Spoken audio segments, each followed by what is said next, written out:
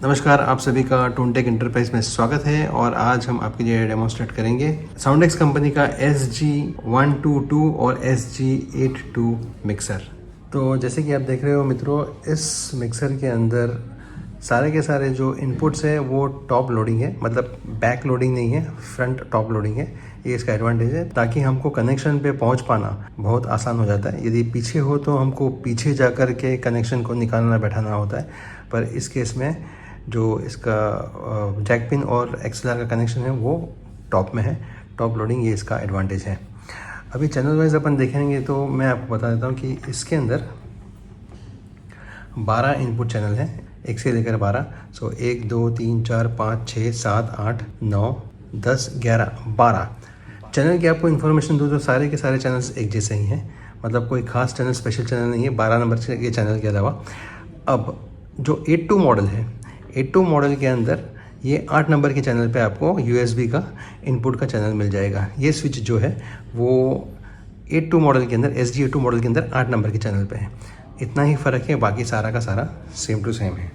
तो input channel से शुरू करते हैं अपन कि ये जो आपका इनपुट चैनल है सब सेम है। तो अभी फर्स्ट ऑफ ऑल जो प्री एम्प सेक्शन है, प्री एम्प सेक्शन के अंदर क्या क्या आपको अवेलेबल होता है हम देखेंगे।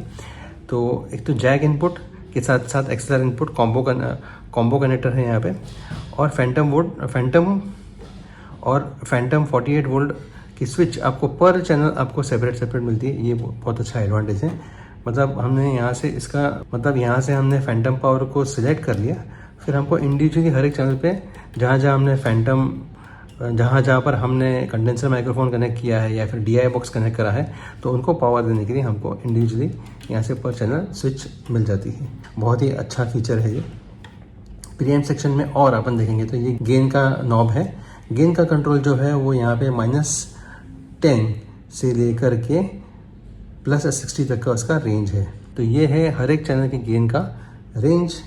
और प्रीएम्प सेक्शन के अंदर आपको एक हाईजी स्विच भी मिल जाएगा। मानो कि आप कोई हाई इम्पीडेंस वाला इंस्ट्रूमेंट कनेक्ट करते हैं, जैसे कि गिटार हो गया।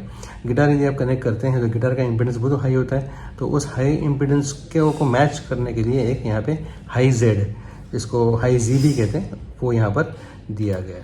इसके EQ सेक्शन के बारे में अपन देखते हैं। चलो, तो EQ सेक्शन के अंदर ये बेसिकली मिड स्वीप वाला पैरामीट्रिक EQ है, और इसमें बेस मतलब लो की जो फ्रीक्वेंसी है उसका फ्रीक्वेंसी ट्यून करा गया है 80 हर्ट्ज़ पे। यहाँ पे क्लियर दिख रहा है 80 हर्ट्ज़। तो जब भी आप कंट्रोल को आप कम या ज़्यादा करोगे तो 80 हर्ट्ज़, और 80 हर्ट्ज़ से कम मतलब 70 हर्ट्ज़ हो गई, 60 हर्ट्ज़ हो गई, 50 हर्ट्ज़ हो गई, 40 हर्ट्ज़, जितनी भी फ्रीक्वेंसी 80 हर्ट्ज़ के नीचे वाली फ्रीक्वेंसी है वो सारी की सारी एक साथ में या तो कट हो जाएगी या तो बूस्ट हो जाएगी। इसके बाद है मिड। तो मिड का ये रहा कंट्रोल, और मिड के साथ में मिड स्वीप कंट्रोल दिया गया है।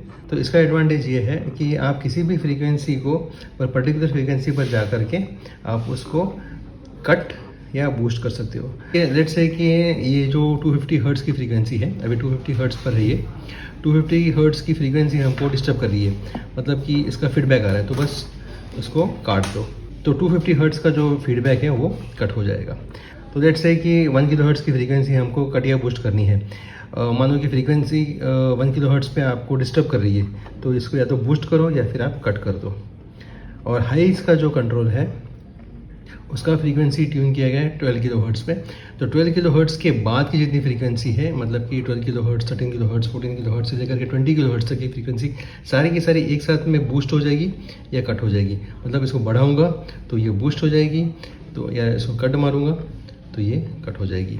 तो ये है EQ का सेक्शन। चलिए अब देखते हैं कि इसमें ऑक्स का क्या फीचर है। तो इसमें 2 ऑक्स का कंट्रोल है, मतलब 2 ऑक्स आउट है। एक है ऑक्स 1 और दूसरा है ऑक्स 2। ऑक्स 2 के साथ साथ ये जो कंट्रोल है वो इफेक्ट्स के लिए भी काम करेगा। क्यों?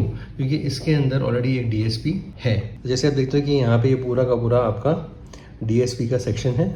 मतलब ये जो कंट्रोल है ये आपको इस पर्टिकुलर चैनल के ऊपर या किसी भी चैनल के ऊपर आपको जब आप इफेक्ट्स, डिले या रिवर्ब ऐड करते हो तो आपको ये कंट्रोल को सेट करना है। यदि आपको इफेक्ट्स की ज़रूरत नहीं है तो फिर यहाँ जो 2 ऑक्स आउट है वो सीधे आपके मॉनिटर का काम करेंगे। बराबर है। अब आते हैं अपन नीचे की ओर मास्टर सेक्शन में। मास्टर सेक्शन में आप देखोगे कि इसके जो है 60 mm के फेडर्स हैं जो शुरू होते हैं इन्फिनिटी पर और ख़त्म होते हैं 10 dB पर, बराबर है।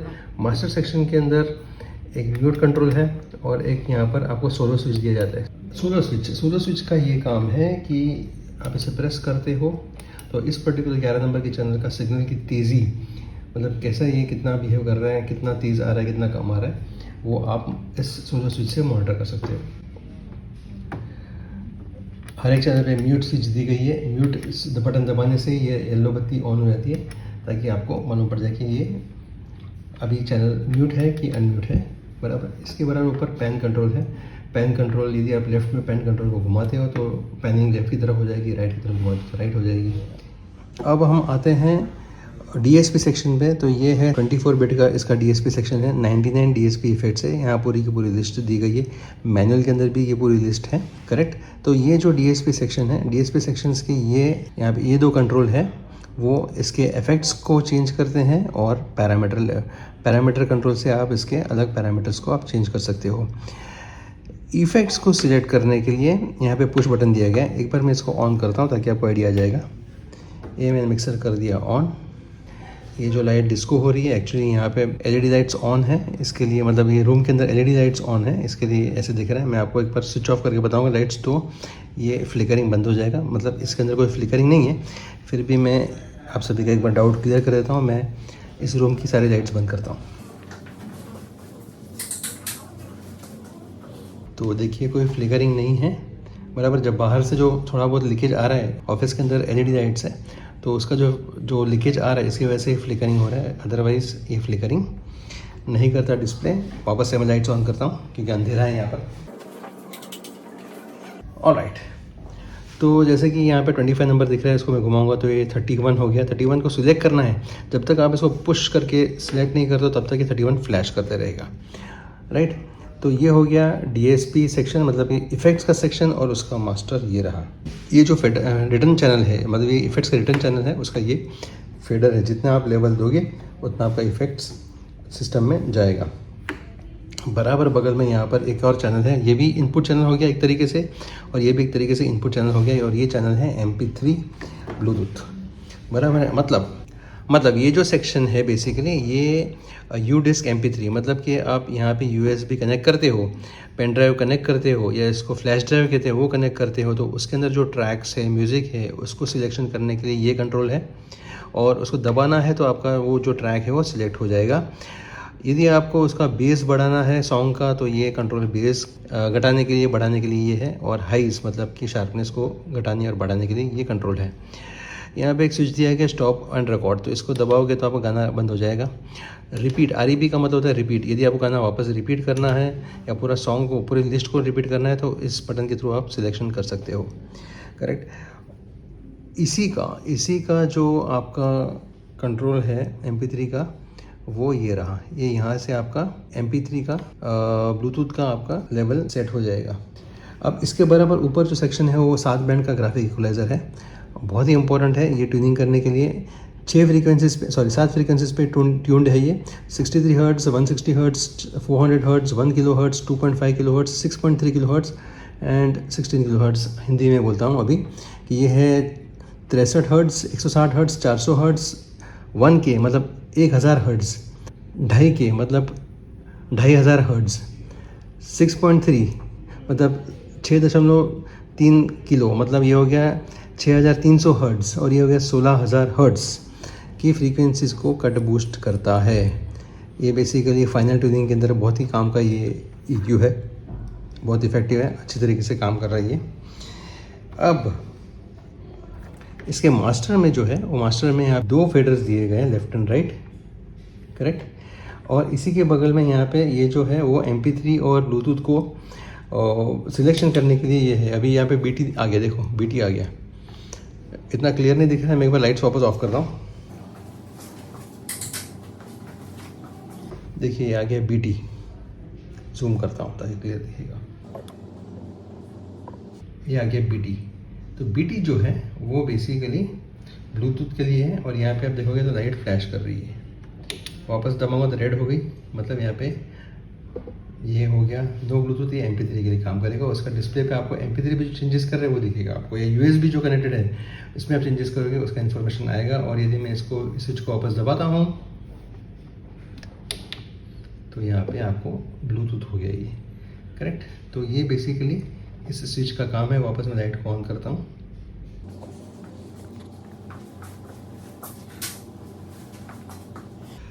ये कंट्रोल जो है वो बेसिकली फ़ोन्स के लिए है और कंट्रोल रूम के लिए। फ़ोन्स मतलब हेडफोन का जो यहाँ पे आप कनेक्शन लोगे तो उस पर इसका जो साउंड का लेवल सुनने के लिए ये हमारे पास कंट्रोल है। थोड़ा सा और आगे करता हूँ ताकि और क्लियर दिखे। और इसी के ऊपर है मीटर। तो ये है लगभग 1 2 3 4 5 6 7 8 9 10 11 12। तो ये 12 सेगमेंट का LR का LED मीटर है ये, ताकि आपको जो सिग्नल आ रहा है वो कितना तेज़ चल रहा है कितना कम तेज़ चल रहा है इसका आपको रेफरेंस मिल जाएगा। 48 वोल्ट फैंटम पावर को हमने दबा के रखा था इसलिए यहाँ पे ये बत्ती लाल जली है, निकाल दूंगा तो ये लाइट नहीं दिखेगी। अभी पावर कनेक्टेड है इसलिए ब्लू बत्ती जल रही है।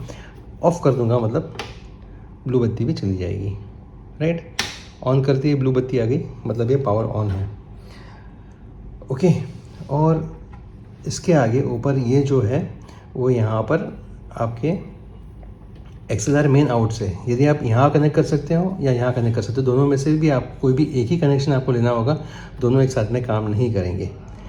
थोड़ा सा आगे आप देखोगे तो ये रहा यहाँ पे कंट्रोल रूम जोड़ी में है, जिसका कंट्रोल मतलब उसका वॉल्यूम का जो कंट्रोल है वो यहाँ यहीं से होगा, हेडफोन से होगा।